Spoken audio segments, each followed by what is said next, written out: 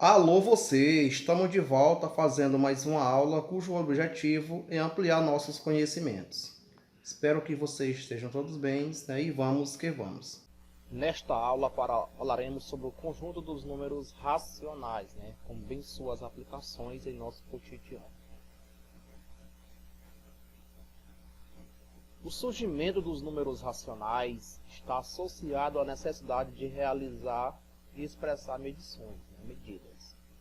Ao realizar uma medição de comprimento, massa, temperatura, superfície ou qualquer outra grandeza, estamos comparando o que queremos medir com uma unidade de medida escolhida como padrão. Por exemplo, para medir um segmento é necessário comparar seu comprimento com o comprimento de outro segmento tomado como unidade de medida. Assim, para medir o comprimento do segmento CD, abaixo, tomando a medida AB como unidade de medida, devemos verificar quantas vezes a medida AB cabe em CD. Então, observamos aqui na imagem abaixo, nós temos dois segmentos, o segmento AB, dividido em três partes iguais, e o segmento CD, está dividido em 5 partes iguais. Certo? Então, para medir o segmento CD, tomando a medida AB como unidade, nós devemos comparar esses segmentos. Então, observe aqui que nós temos aqui 1, 2, 3 unidades. Então, o segmento AB mede 3 unidades. Enquanto o segmento CD está dividido em 5 partes iguais. 1, 2, 3, 4, 5. Então, CD mede 5 unidades. Então, para medir o segmento CD, nesse caso, eu vou comparar com os segmentos AB e verificar quantas vezes o segmento AB vai caber no segmento CD. Então, veja bem. Para que eu realize essa medida, basta fazer o seguinte. Eu sei que o segmento CD mede 5 unidades, Então, CD sobre AB.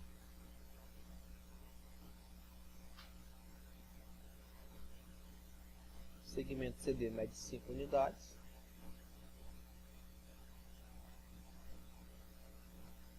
E o segmento AB mede 3 unidades.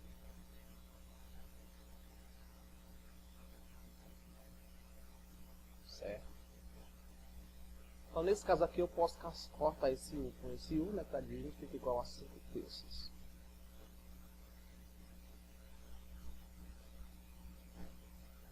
Ou seja, o segmento CD, posso dizer que o segmento CD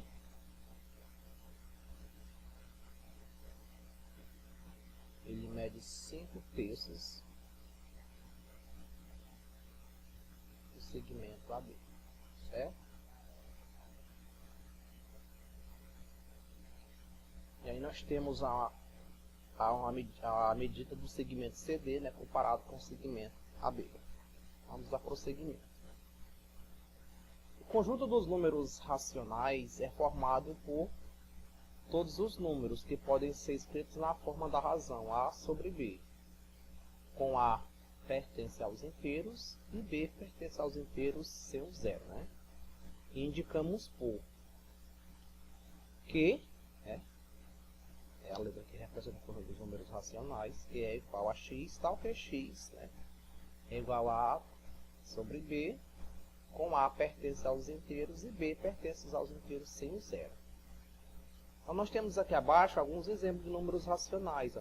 Então, 8 sobre 25, menos 2 sobre 1, 0,25, que é a mesma coisa que 1 sobre 4, e 0,5, que é a mesma coisa que 1 meio. Então, observe que os números racionais ele podem vir escrito na forma de fração A sobre B, ou também pode ser escrito na forma fracionária. Então, vamos agora entender a representação decimal e fracionária de números racionais. Então, para representar um número racional A sobre B, com A pertence aos inteiros e B pertence aos inteiros asterisco, que são zero, na forma decimal, dividimos A por B.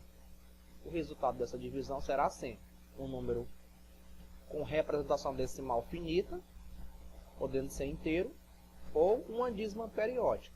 Então veja aqui alguns exemplos. 2 sobre 50, né? Quando eu divido 2 por 50, o resultado obtido é 0,04. Então, o número com representação decimal finita. Então, o número 4 centésimos, né, é um número com representação decimal finita. Quando eu divido 24 por 6, dá o número 4. 24 por 6 dá 4. O 4 é o que? O número inteiro. Então, o número inteiro também é um número racional. Agora, quando eu faço a divisão de 1 por 3, eu obtenho um número 0,333 repetido infinitamente. Então, esse número representa uma dízima periódica, né, de período 3. Um outro exemplo, tenho aqui 53 dividido por 99. Então, se eu dividir 53 por 99, o resultado obtido será 0,53535353. Observe que o número 53 está sendo repetido, né, infinitamente. Ó. Então, esse número representa o quê? Uma dízima periódica de período 53.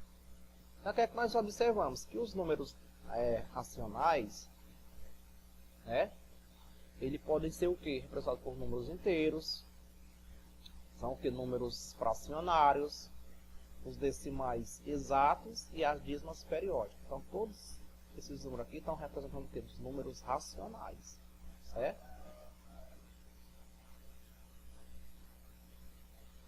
Vamos agora aprender a transformar, né, números decimais exatos em fração.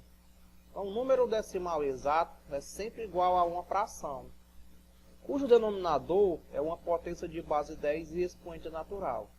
Nós temos aqui alguns exemplos. 35 centésimos. É a mesma coisa que 35 sobre 100. Aí eu simplificando, né, por 5, fica 35 dividido por 5 é 7. E 100 dividido por 5 é 20. Menos 1,8. Esse menos 1,8, basta você escrever o 18 sobre 10. E aí, simplificando, né, tudo por 2, 18 dividido por 2 é menos 9. E 10 dividido por 2 é 5. Certo? Então, isso aqui são aplicações, né, de como transformar números decimais exatos, né, em fração. Vou trabalhar aqui mais um exemplo. Vocês compreenderam melhor e fixar esse conhecimento de vocês. Né? Por exemplo, o número 2,5. Como é que eu transformo ele na forma decimal, na forma de fração? Só você pegar o 2 e o 5, certo?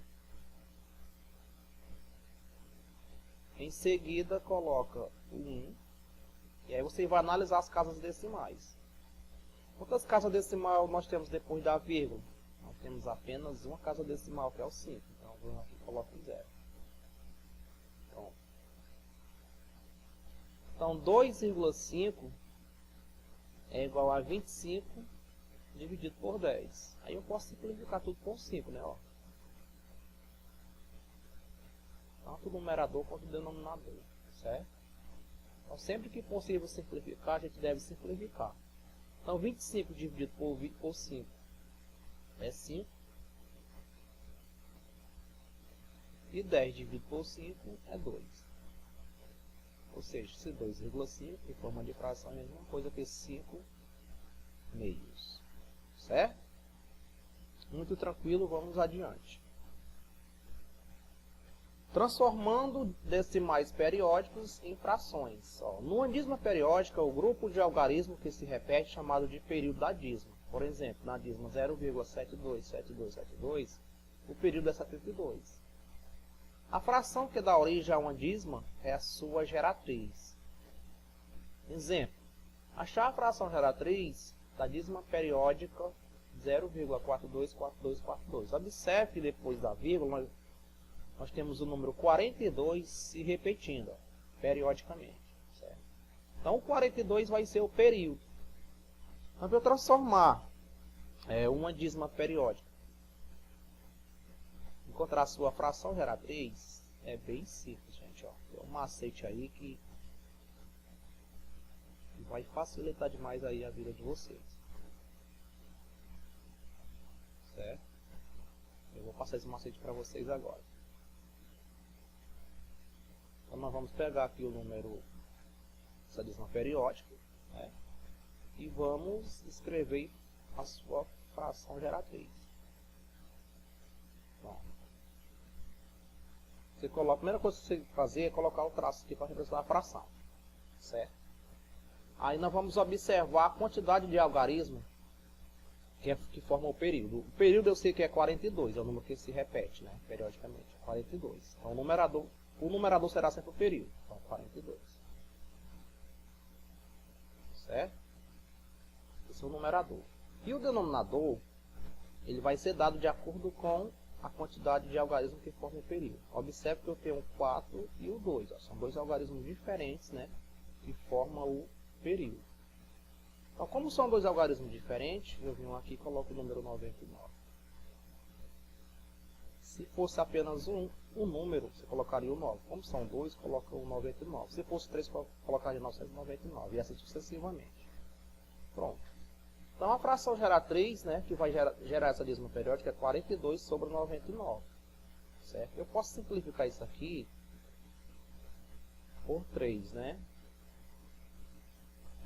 Por 3. Então, sempre que é possível simplificar, a gente deve simplificar. Certo? Então, eu vou dividir tanto o numerador quanto o denominador da fração por 3. 42 dividido por 3 dá 14, né? 14. E 99 dividido por 3 dá 33. Certo? Então, está aqui, ó. Fração geratriz, né, que gera a dízima periódica. 0,424242 é 14 sobre 33. Certo? Continuando. Representação dos números racionais na reta numérica. Então, podemos representar os números racionais por pontos pertencentes a uma reta orientada, bastando para isso fazer subdivisões convenientes no eixo dos inteiros. Então, nós temos aqui uma reta numérica, né, com os números inteiros, menos 3, menos 2, menos 1, 0, 1, 2 e 3. E aí nós vamos representar os números racionais, né, nesta reta numérica. Então, observe. O número 0,6, né, que é um decimal exato, e o número 0,333, que é uma dízima periódica, na minha reta numérica ele está representado entre o 0 e o 1. Por quê? Porque esses números são menores que 1. Então, está representado entre o 0 e o 1. Já o número 1,5, certo? Que é a mesma coisa que 1,5, está representado entre o 1 e o 2, bem na metade, ó, que é 1,5. Esse 1,5 também é uma representação decimal finita. Certo? O número menos 6 sobre 5 está representado entre o menos 2 e o menos 1. Certo? E o número menos 5 sobre 3 também está representado entre o menos 2 e o menos 1. Por quê? Porque esses dois números são menores, né? Certo? Eles são maiores que menos 2, né? E menores que menos 1. Por isso que está representado dentro desse intervalo. Certo? Então vamos adiante. Vamos trabalhar agora alguns exercícios, né, para a gente fixar o conhecimento trabalhado na aula de hoje. Questão 1. A fração 18 quartos é considerada imprópria pelo fato de seu numerador ser maior que seu denominador. Então observe que é o numerador. O numerador é o número que está em cima, gente, ó, o 18. E quem é o denominador? É o número que está embaixo, é o 4. Então, quando isso acontece, esse tipo de fração é chamada de imprópria, porque o numerador é maior que o denominador. Aí vem a nossa pergunta. Qual a alternativa a seguir melhor representa o valor decimal dessa fração? A gente quer saber qual dessas alternativas, né, vai representar o valor decimal dessa fração, 18 quartos. Então, gente, para eu saber quanto vale esse valor decimal, basta eu pegar o 18, ó, e dividir por 4. E é isso que nós vamos fazer agora. 18 dividido por 4. 18 dividido por 4 vai caber aqui no quociente, né, um 4. 4 vezes 4, 16. Para 18, falta 2. Eu sei que o 2 não dá para dividir por 4, ele é menor. Vou acrescentar um zero à direita, e uma vírgula no quociente. Então 20 dividido por 4 dá um 5. Aí eu multiplico. 5 vezes 4 é 20, para 20 falta nada. Pronto. Então na divisão, né, ó, 18 por 4, o número decimal obtido foi 4,5. 4,5. Então a alternativa, né, que responde a nossa questão 1 é o item C. Certo? Item C, 4,5. Muito bem. Questão 2. Raquel deseja fazer uma das receitas de bolo de sua avó. Em um certo momento da receita, ela deverá adicionar 10 quartos de xícara de farinha de trigo. Qual o valor decimal melhor representa essa quantidade de trigo que Raquel deverá colocar no seu bolo? Então, gente, para saber o total de xícara, basta, né, de trigo que ela vai adicionar, basta pegar o 10 e dividir por 4. Mesmo procedimento da questão 1. 10 quartos. Para eu obter a parte decimal, basta eu pegar o 10 e dividir por 4. 10 dividido por 4. Certo? 10 por 4 dá um 2. Eu pego o 2 e multiplico. 2 vezes 4, 8. Para 10 falta 2. 2 não dá para dividir por 4, né? Acrescenta um 0. Uma vírgula no quociente. Então fica 20 dividido por 4 dá um 5. 5 vezes 4, 20, para 20 falta nada. Então, gente, a divisão de 10 por 4 deu 2,5. 2,5, gente, é a mesma coisa que 2,5. Então, no caso aqui da farinha de trigo, né, serão o quê? 2 xícaras e meia. Item B de bola. Certo? B de bola. Mais um. Mariana realizou na calculadora de seu smartphone uma divisão. E o resultado mostrado na tela foi o número 0,777. E aqui a gente observa, nós temos aqui a reticência, né? Significa dizer que este 7 está se repetindo periodicamente. Então, conforme mostra a figura, aqui é a figura. Os dígitos tocados por Mariana em seu smartphone foram. Então, quais foram os dígitos, né, que ela tocou para realizar essa divisão? Certo? Então, a primeira coisa que nós temos que fazer aqui, gente, é pegar essa dízima periódica, né? Nós observamos que o resultado que ela obteve foi uma dízima periódica.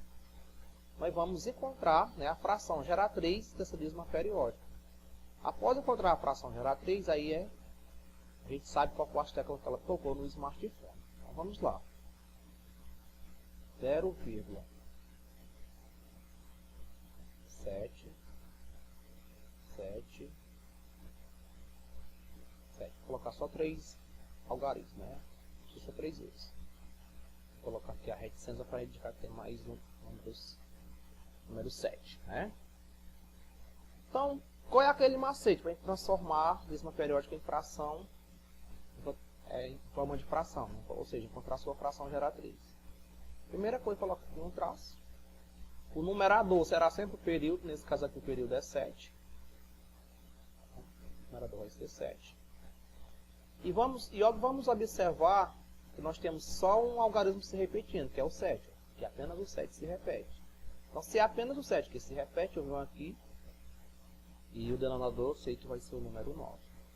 Então, a fração geratriz, né, que vai gerar o número 0,777 é 7 sobre 9. 7 nonos. Na calculadora, para fazer esse cálculo, 7 sobre 9 é a mesma coisa de 7 dividido por 9. Então, ela vai apertar, colocar no 7, no símbolo dividido e depois no 9. Certo? Colocou o 7 dividido em 9. Então, a alternativa que responde a nossa questão 3 é o item C. Ó. 7 dividido por 9. Questão muito boa. Muito bem. Vamos adiante.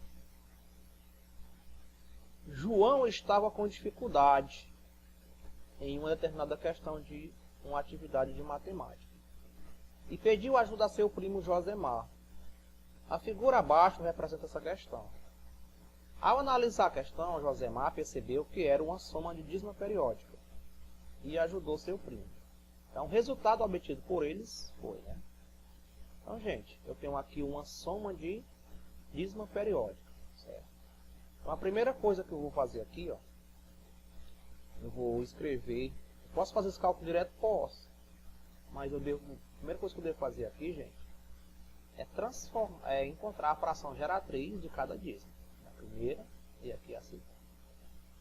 Então, para eu encontrar a fração geratriz do número 4 da dízima periódica, 4,333, simples, ó. Você pega o 4, que é o número inteiro, e coloca junto com o período dessa dízima, que é o 3. Em seguida, você retira menos. Retira quem? O número inteiro. Que é o número inteiro, o número antes da vírgula, é 4. Dividido por quem? Eu tenho apenas um algarismo, que é o 3, que se repete. Então, eu sei que o meu denominador vai ser o número 9. Então, agora vem aqui e coloco o sinal de mais. Ó. Agora eu vou escrever o número 3,44, né, em forma de fração geratriz. Então, eu pego o 3, o número inteiro, coloco ele junto com o período, que eu sei que é o 4. Menos. Agora eu retiro o número inteiro, que é o 3. Dividido por quem? O denominador vai ser quanto? Eu tenho apenas um 4 se repetindo. Então, sei que o denominador vai ser 9. Certo? Então, agora é só efetuar esses cálculos, gente. Ó. 43 menos 4 dá 39, né? Ó. 39. Repete o denominador para o número 9. Mais 34 menos 3 dá 31. Repete o denominador para o número 9. Pronto, agora eu tenho aqui uma soma de fração. Como os denominadores são iguais, que é o 9, né? Eu somo os numeradores e repito o denominador. Então, o denominador eu sei que é o 9, eu repito ele. 9. E agora eu somo os numeradores. Ó. 39 mais 31 dá 70. Certo? Ou seja, né? O valor encontrado, né? O Josemar e seu primo foi 70 sobre 9. Então, o item que responde a nossa questão 4 é o item D. É o item B de bola, né? 70 sobre 9. B de bola. Muito bem, galera. Essa era a nossa aula de hoje, tá? Um forte abraço a todos e até a nossa próxima aula.